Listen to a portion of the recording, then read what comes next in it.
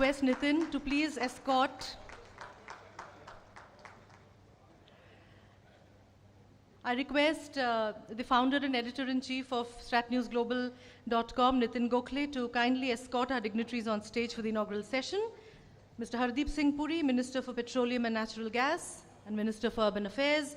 Mr. P.S. Raghavan, Chairman of the NSAB and 6G technologies, and adopt to different energy-efficient and non-polluting e-mobility solutions as India urbanizes like never before. We are pleased to note that industry experts, policymakers, as well as thinkers are gathered at this conference. We hope to achieve many takeaways from the deliberations. Let us begin the inaugural session. I request Nitin A Gokhale, founder and editor-in-chief of StratNewsGlobal, to please welcome the gathering.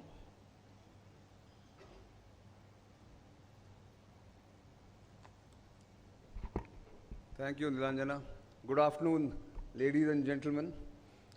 I'm very pleased to welcome Minister Hardeep Singh Puri and Ambassador P.S. Raghavan, Chairman of the National Security Advisory Board. They both have been very kind to us for accepting this invitation at a very short notice. Mr. Puri, in fact, had mentioned that there could be a cabinet meeting that could get prolonged and it could be delayed, but I think he's here absolutely on time, so we are grateful for that. And Mr. Raghavan has come all the way from Bangalore to be here with us on this important occasion. I'm pleased to say, and then we got into the COVID-19 pandemic, so mostly online. So we realized the power at the intersection of these three, because foreign policy today is also majorly technology event and technology relations, the way nations collaborate with each other, the nations look at each other. So therefore, we said, let's look at a session where we can talk about 3 or 4 major segments of technology that India wants to be a leader in by 2030. That's why we called it Tech Powerhouse India at 2030. And those are, we wanted 4, but we have settled on 3, and not to be too ambitious. So the first session is going to be on India's transition to green energy and less dependence on fossil fuels. Therefore, Mr. Puri is here. He's leading that effort on India's behalf. The second session is on 5G and telecom and the prospects and challenges. 5G, as all of you know, is an encouragement for more and more e-vehicles, electric vehicles. I think it is another area of emphasis for all of us. And what are the challenges there? What are the prospects? What are the hurdles is what we are going to talk about as we go forward in the third session. So that was the basic idea. We were supposed to have a session on space, but all the space stalwarts from India are right now in Paris attending one big international conference. So maybe we'll have a separate session sometime later. But I don't want to take much time. We have, of course, the Minister. So let me welcome Minister Hardeep Singh Puri formally. Mr. Raghavan also, we are grateful that you are here. And of course, all of you here. The mix is something that we are proud of. We have academics, we have former diplomats, we have military officials serving in the Indian military, and foreign defense attaches posted in India who are interested in knowing India's capability, India's quest for self-reliance in various sectors, and of course the students that I mentioned, apart from practitioners in all these 3 segments. So welcome once again, and let me hand over the mic back to Nilanjana, our MC for the event. Thank you.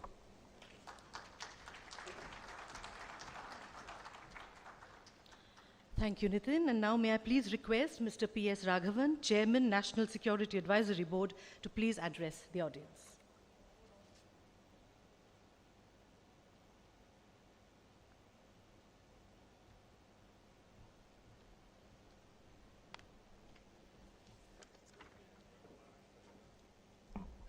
Nitin, Honorable Minister, distinguished guests, thank you for inviting me to this event to showcase what you said actually, the development and the application of cutting-edge technologies in India. It's of course a privilege to share the stage with the Honorable Minister, whose ministries have very actively furthered technological innovation in recent years. In the National Security Advisory Board, we recognize that accessing, producing, and leveraging technology is critical for national development, national security, and for national power. I think one of the major revelations for the world from India in recent years has been the way in which we have succeeded in harnessing technology to developmental needs, accessing a very broad spectrum of our society. Of course, there are many examples of this, but since Nitin mentioned 5G, I would give one of the most recent examples is that of 5Gi, which will be incorporated into our 5G phones that will be sold in India very soon. The indigenously developed 5Gi is one of only 2 approved. Now, of course, again, Nitin talked about this. The wider applications of 5G will eventually transform our lives. But from a security perspective, they will also provide many security challenges. An extensively networked economy needs to be protected from its vulnerabilities. As you know, the government has already taken a number of measures in order to ensure that critical networks are kept free from insecure hardware. But the software side still requires a great deal of attention. There is a human resource constraint. We are woefully short of cyber professionals with sectoral expertise. We've recently come across a number of rapidly escalating incidents of cyber intrusions, both in the commercial and in the defense sectors. I was reading somewhere that this year alone, the losses due to cyber attacks are estimated to be over 2 lakh crore rupees. I mean, it's a mind-boggling figure. And mind you, these are only reported cases and only in the civilian sector. India may need over 1 million cyber professionals over the next 5 years with specialized expertise in specific domain areas of cyber threats. We need a major national program which includes rigorous training as well as accreditation and certification procedures to reach this target. Another technology area of opportunity and challenge is space, which again Nitin mentioned. It's not being represented in today's meeting. The global space industry today is valued at something like $400 billion. According to most estimates, this figure is projected to grow to about $1 trillion by 2040. This growth will be driven, of course, by increasing demand for new automation technologies and miniaturization, which will result in cost, time, and quality benefits. Now, India's share in the global space market, as I'm sure you all know, is minimal as of today, minuscule in fact. But this is set to change because we do have the technologies, but we also now have a major decision by the government an initiative to open up India's space sector to private enterprise, providing it access to space assets, data, and facilities, which so far were with the Indian Space Research Organization, ISRO.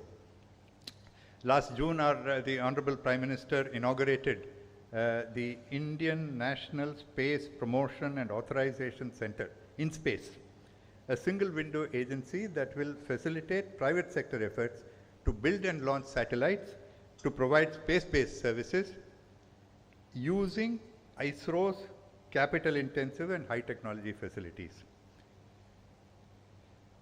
An important characteristic of the current era is that many technologies are today being developed in the private sector for commercial applications and then taken over for military and security applications. In a bygone era, not far back in time, military security applications were first developed in government institutions and then they flowed for commercial exploitation. I think this is a paradigm shift that we need to absorb more fully in India. The other aspect is the country's self-confidence as a technology hub. We have achievements like the 5Gi I mentioned. The Economist recently wrote that the world's most advanced payment systems has over 100 private tech unicorns, valued at $1 billion or more, and has technically sophisticated IT services firms. Yet, if you listen to our technology creators, they often cite a number of challenges. One, technology ignorance in sections of the bureaucracy, which inhibits the absorption of relevant technologies in some economic sectors. Two, a technology apathy, because of which people do not use technology optimally. And three, a technology skepticism that drives people to look for solutions outside when they are available more cost effectively and more appropriate for our conditions in our own country. This urge, of course, often flows from both ignorance and apathy, but it is also stoked by vested interests. I think a better domestic awareness of our own technology prowess and potential is a very important goal for all of us to pursue. Thank you.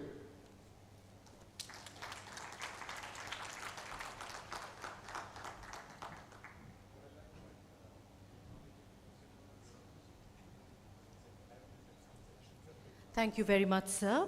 And now for the keynote address, may I please request Mr. Hardeep Singh Puri, Minister for Petroleum and Natural Gas and Minister for Urban Affairs, to please come up to the podium and make his remarks.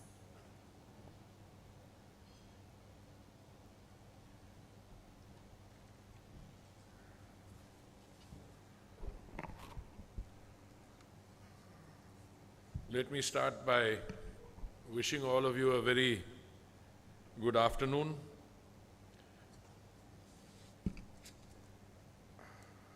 My friend Nitin told me that I would be required to speak on transition from a world of fossil fuels to green energy. And I think thereafter, he wants me to speak on green hydrogen specifically. I want to start by placing a few self-evident truisms in front of you. One, that the objective and need to transition from a world of fossil fuels to green, sustainable energy, I suspect that decision was taken, and many of us present in this room today were part of that decision-making process in different capacities when it was a slightly simpler world. The motivation for seeking that transition emanated and was anchored in the need for ensuring that we leave the climate in a better shape, the world and the climate issues in a better shape for the next generation. And there was a fair degree of noble thought and altruism and all that. And some of that discussion took place when the energy markets in the world were more tranquil. Today, when we undertake that decision, it is against a backdrop which is far more problematic. Since this is not an audience which I am used to addressing, which is largely a domestic political audience, but I think there are some things I would say to the domestic political audience which I need to share with you as well. One is that, and before I come to that, a second self-evident truism, that if you look at any country's development and you look at its energy consumption, the two invariably proceed on a very predictable path in tandem. I mean, you can't have a country growing economically with energy consumption being static or dropping. In fact, the surest sign of problems coming is when energy consumption begins to indicate that you are heading for a recession, which is very much the case in many countries in the industrial West today. You know, when I was a student at Delhi University and I used to have a two-wheeler scooter, the price of petrol had gone up to about 1 rupees 25 paise. I don't think there was any anxiety in terms of the cost of energy. Between 1974 and 1982, the price went up by 105%. In other words, it went up from rupees 1 and 11 paise to rupees 2, 28 paise.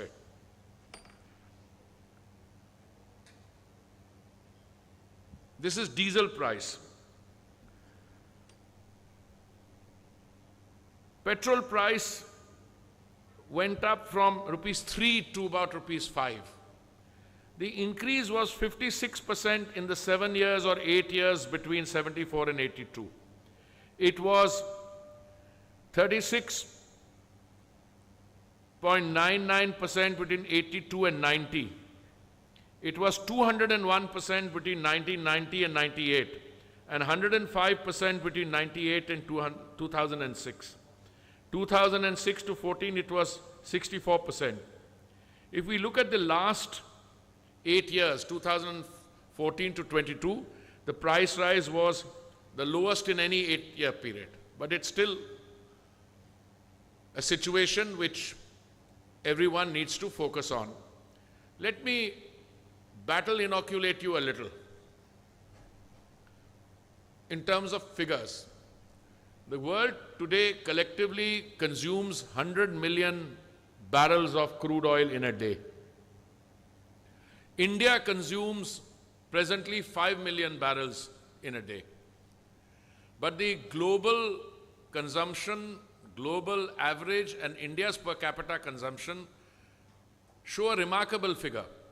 India's per capita consumption is 1/3 of the global average. But this is where you need to start sitting back and taking note. The Indian consumption is rising very fast. In the next 20 years or so, 25% of the global growth will come from India. So I expect the 5 million barrels a day that we consume to go up to 6, 6.5, 7, and so on. If you have an economy which is at $3 trillion today, consuming 5 million barrels, so it's a no-brainer. By 24, 25, when you're a $5 trillion economy, your consumption will be 6.5 to 7 million barrels a day, and then by 2030, when you expect to be a $10 trillion economy, it'll be so much higher. The first motivation was to do a transition from fossil fuels to green energy because it was the right thing to do. You have to save the planet. And you have to ensure that all development is anchored in ecologically sound, green, sustainable terms. Today, when we talk of transition, you clearly mean transition from where you are today, now, to a transition to a point where the system is ecologically green and sustainable.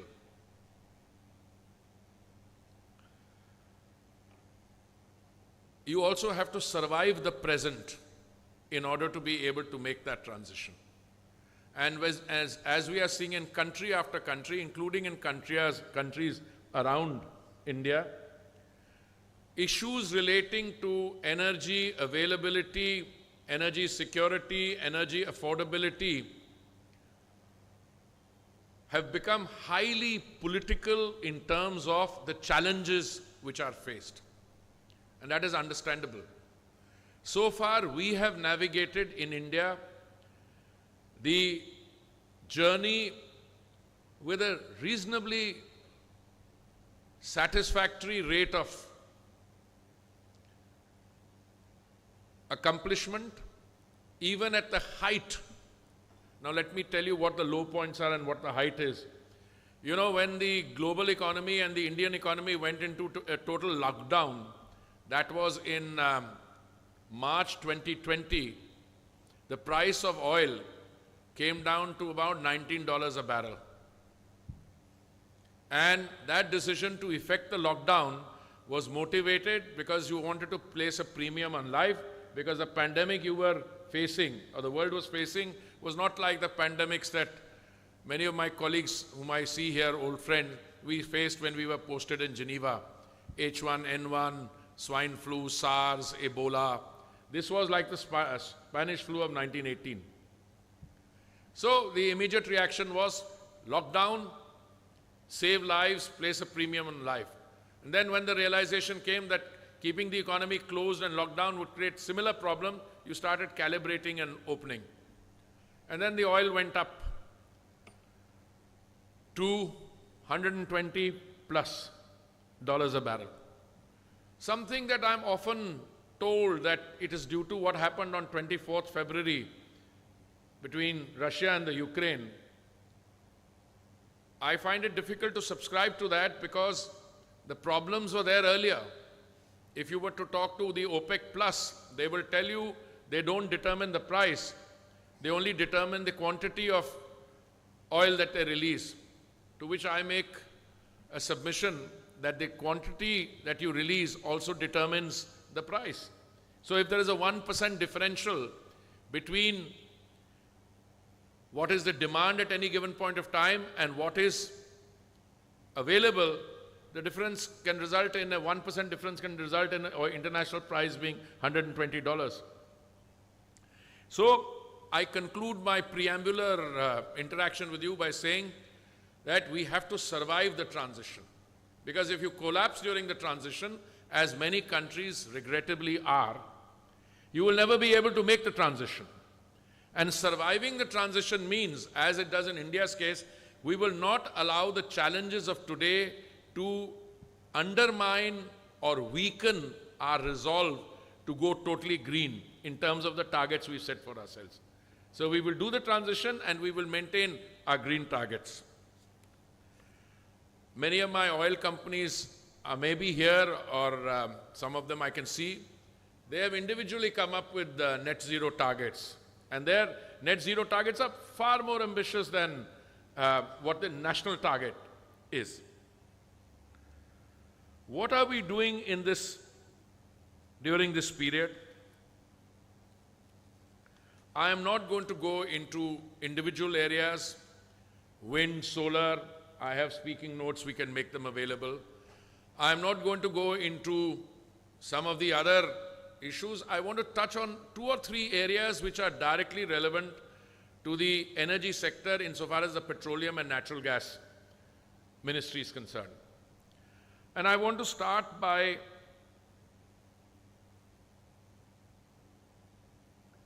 biofuels. When I was ambassador to Japan between 2006 and 2008, the then government set for itself the target that we would do 5% biofuel blending in 10 or 15 of our states and union territories. We did very well. We tried very hard to procure the ethanol which would be required for 5% blending. We were not able to do it. When the Modi government assumed office in 2014, the amount of ethanol from sugar that we used for blending was 1.4%. We had set ourselves a target of achieving 10% biofuel blending by November of 2022, and I'm very happy to inform you we had achieved that target a good 5-6 months before November 22. We had set ourselves a target of achieving 20% biofuel blending by 2030. We have resolved and we are sure we will achieve it by 24-25. That is 5 years earlier. Why am I saying this? I think the challenges we face in the energy, on the energy front, have introduced another imperative, which is, earlier we wanted to make the transition because it's the right thing to do. Today we want to make the transition because we don't have any choice. So it's introduced an imperative into the pace at which we are making the transition. I was just appointed I was given charge of the Petroleum and Natural Gas Ministry. I had a very interesting first discussion with the US Secretary for Energy. And she said, and I quote, that it is our intention to achieve 1 for 1 for 1. What does that mean? 1 kilogram of green hydrogen produced for $1 for 1 decade. And lo and behold, very soon I found one of the captains of industry in the private sector in India making the same 1 for 1 for 1. Now, being an old world, somewhat cynical civil servant, even though I'm a minister now, I started going into the costing. And I was saying, this is all very well. Tell me, how do you do it without the state providing large doses of subsidization? Well, I came to a conclusion, and I want to share that with you, that when the going gets tough, you need to come up with innovative solutions. So, insofar as green hydrogen is concerned, what do you need? You need to bring the cost of power down, and you need electrolyzers. And I think on both fronts, we are working with breakneck speed. What does that mean? It means, in effect, that if the cost of power in the national grid, let's say, is going to take a little time in coming down, it's coming down. Solar power has come down, others have come down. Set up captive plants yourself. One of the oil companies with which I deal, which is a very successful company, they have 11 refineries. They are already working on green hydrogen in 2 of them. Now it stands to reason that you must first create the demand. Because there's no point talking green hydrogen. You must create the demand, and then once you've created the demand, you must have the capacity to supply that. But you know, governments at the end of the day, and I'm very happy to admit that, only provide an enabling environment. They have a contribution to make in designing the ecosystem, but the real action takes place amongst the entrepreneurs, including and in particular the private sector.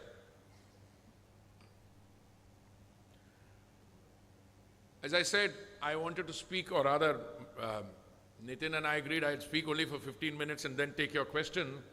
Let me give you a small example. I was in Milan recently to attend GasTech, which is an international conference of all the gas, people involved with all aspects of it. And I was very happy that a German company CEO during a meeting told me that his company, Uniper, had entered into a joint venture with an Indian company called Greenco, and that they are spending up to $6.2 billion dollars on renewable energy and green hydrogen projects, and that Greenco would be supplying them pretty soon green ammonia at $600 a ton. Now, we are already using hydrogen in our refineries, I think around up to about 54%. We just need to make sure that that hydrogen which we are using, because I keep talking about demand, will become green hydrogen.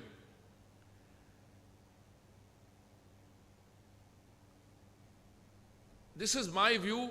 You may not share with it, but you may not share it. I personally believe that India has a great potential for green hydrogen for 2 reasons. One is that the access we have to good sunlight and solar energy, but more, I am not convinced that green hydrogen becomes really competitively viable unless you are able to consume it where you produce it. Because the storage and transportation of green hydrogen is something that you still need to address. I mean, as they say, necessity is the mother of invention. You'll come up with all kinds of things. You can put a fuel cell. But I think India is a great opportunity. And I see all our people already into entering into joint ventures for catalyzer manufacturing. I already see the mental, or rather the mindset going in that direction. And I can quote to you what the Honorable Prime Minister said from the ramparts of the Red Fort on August 15th last year, 2021. He said, not only will green hydrogen be the basis of green growth through green jobs, but it will also set an example for the world towards clean energy transition. Now, there's an expression in my language which translated in a sense means that, you know, one guy does it, then the whole herd mentality, everybody follows. I was just looking at some basic statistics. I told you that we consume 5 million barrels of crude oil in a day. Guess how many people go to the petrol bunk every day in India? 60 million? In every day, 60 million people go to the petrol bunk to tank up. I tried to analyze that fuel consumption, and I found that 70% is two-wheelers and three-wheelers. Then I was in Milan for, it so happened that the New York Times on that day carried not an advertisement, a full front page report. Full means it was large part of the front page, and I preserved that copy, about how the Indian two-wheeler and three-wheeler market is now using replaceable batteries. You know, you use a battery when you think you're running short, you park it there, battery comes out like a briefcase, you push it in there, the meter records how much you've still left, you take a fresh one, you charge, and you're off. Now, I don't want to take time on lithium and all those things, everybody knows the whole story. But you know, if you look at the work which is being done, I think this is innovation and technology. I mean, Mr. Raghavan was giving you an overall setting on technology, but I tell you, most of us are not even familiar with what work is being done on a commercial scale through applied technologies. Now, I'll give you two small examples. I hosted a dinner at home, a lunch at home, where to demonstrate to about 150 people, mostly from the press and some colleagues in the Council of Ministers, something called Surya Nutan. Surya Nutan is a solar cooker. Earlier people heard a lot about it and dismissed it, but this one is, you don't need to get a big contraption. It's like a little 4 plate top that you can get. Install it in your home. If you have a solar panel on top, it can do the cooking, meet your cooking requirements for a family of 4 or 5 people, 2 adults, 2 or 3 children, etc. And it has enough storage. In night when there is no direct feed, the battery would, you know, take care of it. All I need to do is to bring the cost of that Surya Nutan cooker down by 3,000-4,000 rupees. And I believe you will not need, no, we've already done a jump. We've gone from wet wood, coal, to gas in our sensing. Now we've gone to pipe gas. Saying you're almost breaking into the next phase.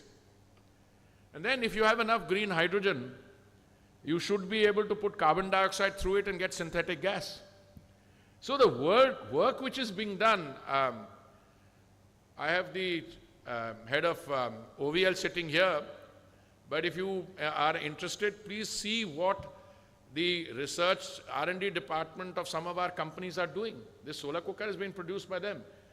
Prime Minister said in 2017 that it should be possible. They worked on it, they got it. And if we are, given our economies of scale, if we are able to, say, issue a tender, different tenders for 30 million pieces of the solar cooker, the price will come below 10,000 rupees, and that's all that I'm looking for. Electric vehicles similarly.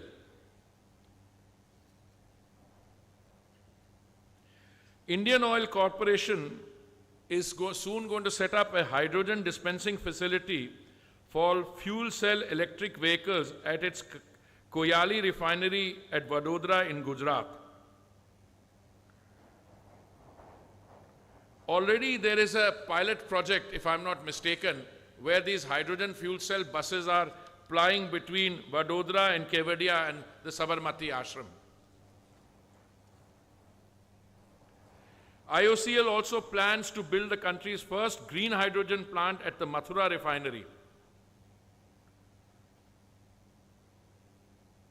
GAIL has awarded a contract to set up the PEM-based project that will produce 4.3 tons of green hydrogen per day, about 10 megawatts capacity, which will be mixed in natural gas for supply to industries.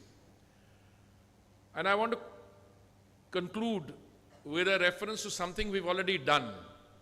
For instance, how long was it? 1 month ago, the Panipat refinery? The Prime Minister inaugurated a second-generation ethanol plant at Panipat, which produces ethanol from agricultural waste.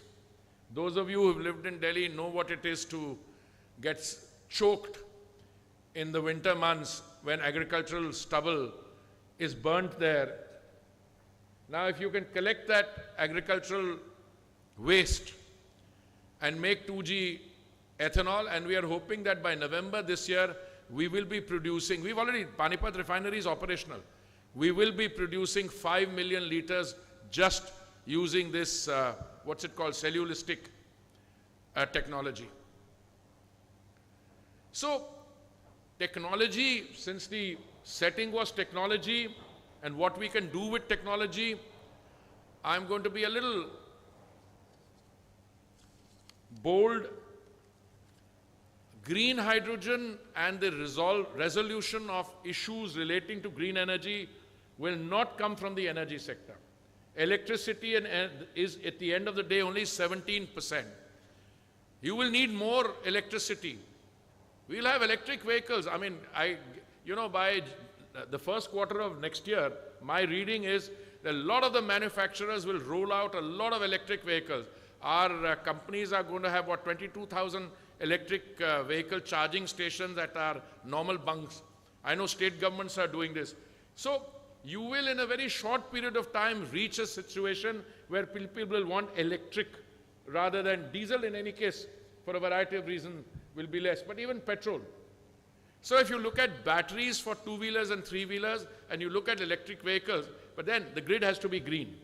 So I think there are some fascinating things happening.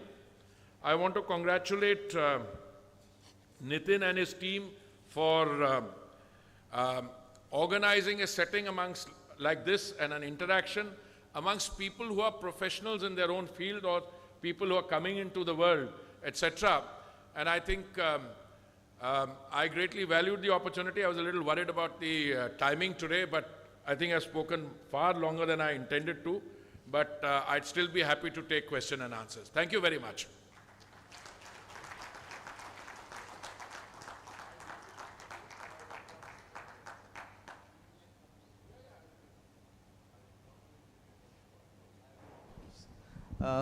We will take a couple of questions from the audience. In the meantime, if somebody can get a cup of coffee, for hot coffee from the counter there. Are there any questions from the audience? If not, I will first start off, and before you collect your thoughts and give me any questions, any queries you have for the Minister. But as they collect their thoughts, let me ask you, Minister, the ministry that you head, of course, has the responsibility of transiting from fossil fuel to green, sustainable energy, green hydrogen, and otherwise. But this was fascinating to know that your companies are also getting into electric charging points, and you're also concurrently the Urban Affairs Minister. So, in terms of urbanization, how do you see this energy transition helping in sustainable things? It's even more pronounced in the Housing and Urban Affairs Ministry. Yeah. Look, the Housing and Urban Affairs Ministry also deals with urban transport. Exactly. So the simpler way is that if we are going to get buses plying on green hydrogen or electric buses, that's one part of the story. But the metro system, we have 785 kilometers of metro lines running. We have another 950 under construction, but that's one part. I want to go to another area. You know, we build something like 700 to 900 million square meters of urban space every year, or we produce a Chicago every year. Because of the country's size and the construction sector, this is not my figure, it's McKinsey. One of the things that the Prime Minister focused on very early was that we needed to transition from the earlier world of brick and mortar and very high toxicity coming from construction related work. So he decided to declare one full year as the housing construction technology challenge year. Full year. Based on, and we had a big event called all the companies in the world over, the leaders, invited them to India to participate by demonstrating their technologies. Based on that interaction, 53 technologies were shortlisted, cutting edge technology. And based on those 53 technologies, 6 of them were then used to have what are called glass house demonstration projects. That is, you had, lighthouse, what am I saying? Lighthouse demonstration projects. 1,000 units to be built during 1 year using that latest technology, totally green. And for those technology providers and that project to have a tie-up with a university like IITs, etc., for incubating and making it available.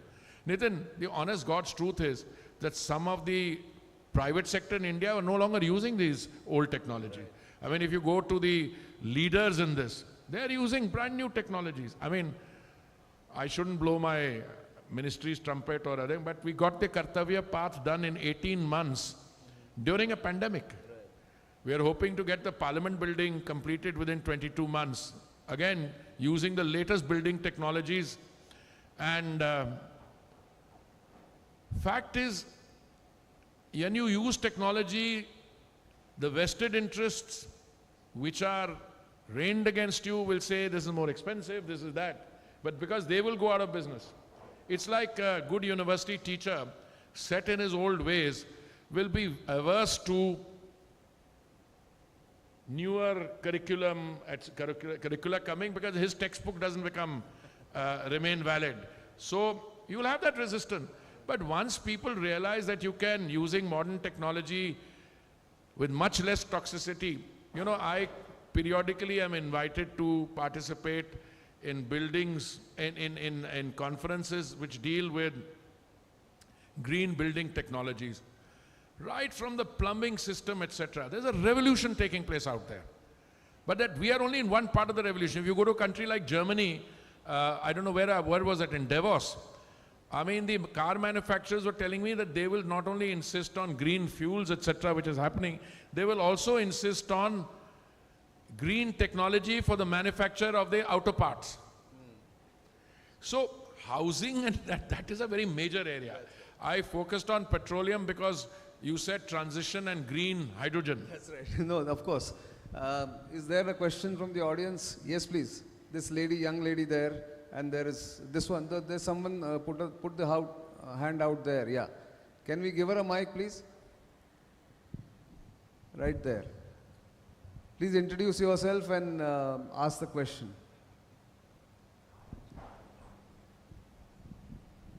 Yes.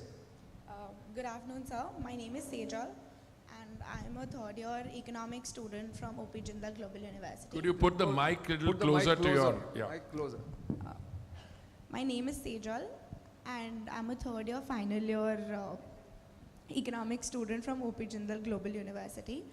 My question is that you emphasized on climate change and the steps that India is taking towards climate change. But given the pandemic, economically, do you think climate change is the first sector we should look at to revive the economy, or would it be poverty? since there were a lot of people who lost jobs and employment and also their houses and everything, lives. Okay, let me take another question and then come. Okay. Please, but just, I want to understand this. You mentioned climate change and you mentioned the pandemic.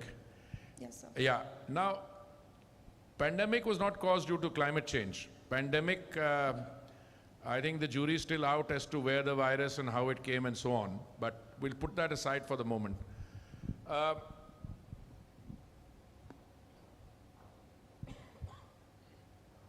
The challenge as I see it, and what I think is our, not only are stated, but what we are implementing, is that true to our commitments on climate change and the goals that we've set for ourselves, we will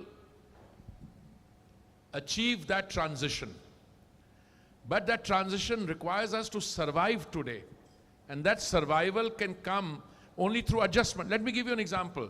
If supplies of gas from one source dry up, let's say for Europe, the choice will be to either get gas supplies for heating in the winter from another source, or the choice will be to find some other medium to provide the energy for meeting the winter requirements. So it's a question of navigating through these choices.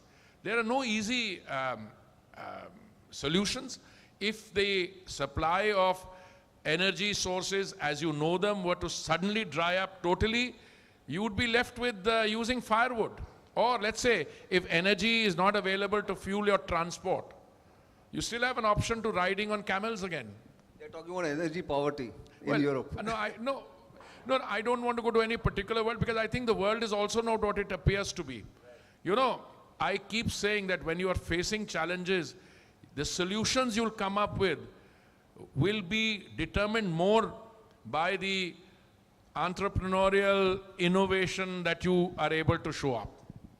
There's a lady here, and that's the final question here. Yeah, can we give her a mic? Because the minister has to go, and then the subsequent session has to begin. Yeah. Good afternoon, sir. My name is Divyanshi, and I'm a second-year student of public policy from Jindal Global University.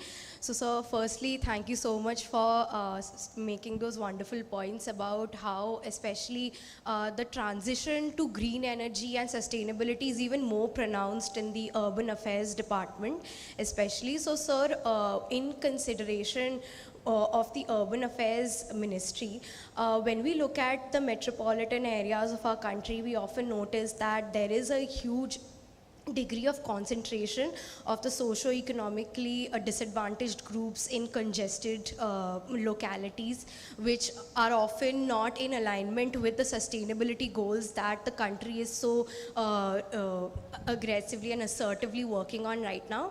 So, sir, what would the policy suggestions from your end would be with respect to how the government of India should tackle aligning such socio-economically disadvantaged areas with green energy transition and sustainability? First of all, we must get our sequentiality right.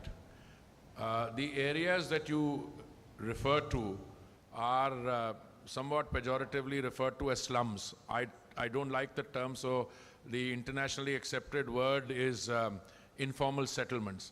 But why do informal settlements arise in the first instance? Because people come looking for jobs from tier 2 and 3 cities to tier 1 cities looking for work. And typically, when you are in a situation of in a developing country like India, where the overall economy is the 5th largest in the world, etc., but still per capita income is very low. So people will go looking for that. So rather than blame them, I think the fact that they live in these informal settlements in concentrations in prime land and cities is a stark reminder that there was neglect and criminal neglect, and that our policies were wrong. Because normally when people moved looking for jobs from, let's say, a rural area to an urban area, or a tier 2 and 3 city to a tier 1 city, the city must have the receptivity and the ability to provide those shelters. But the cities didn't have it, so informal settlement. But the issue is that this happened some time ago. Even now, autonomous urbanization will go on taking place. The urban population of India in 1947 was 17% of our total population. And the total population then was 350 million. In 2047, when we'll be 100 years old as an independent country, our urban population will be 870 million. The urban and it will be 50% of our population. Delhi's population in 1947 was 8 lakhs. After refugees like my previous generation came in, it went from 8 lakhs to 22 lakhs. What do you think it will be when we have the next census? Over 2 crores. But cities have to grow. Now today what has happened is, even if the urban population in India is about, say, 40% or so, less than 40%, 30% plus, but the cities are contributing nearly 75% of our GDP. So the economic growth and vitality is in the cities.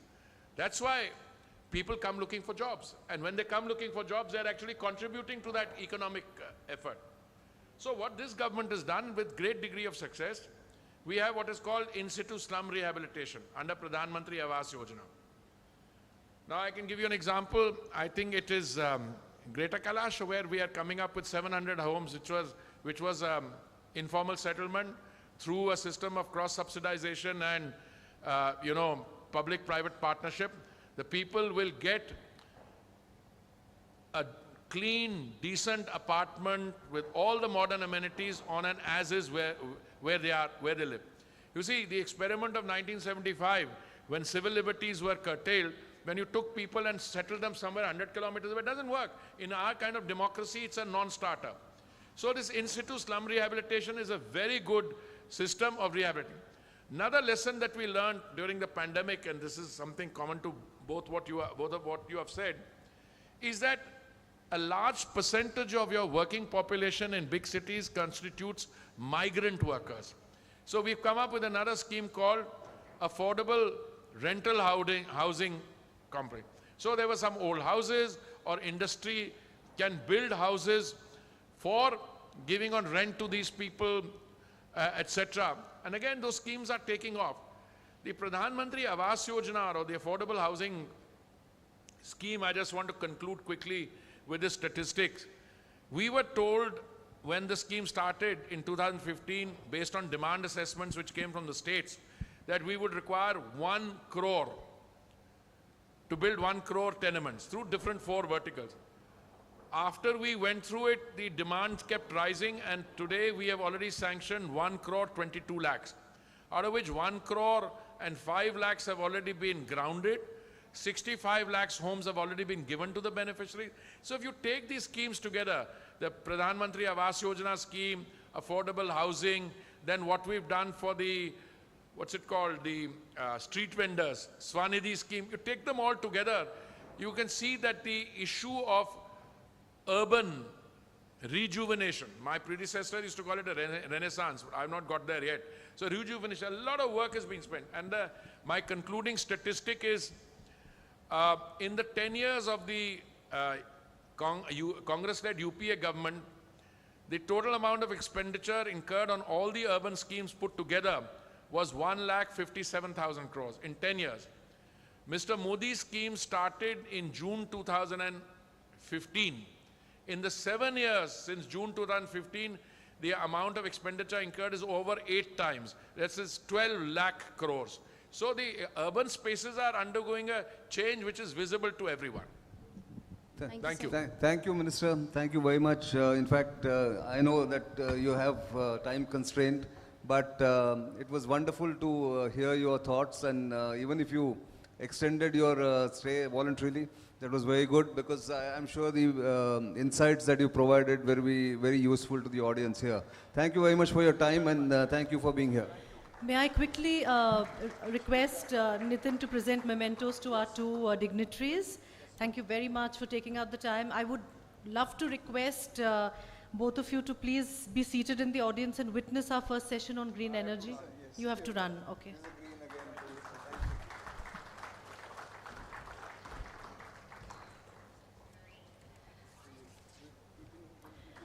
I do hope Mr. Raghavan will stay with us. And without much ado, let me quickly introduce the first session that we're about to have, which is the session on green energy.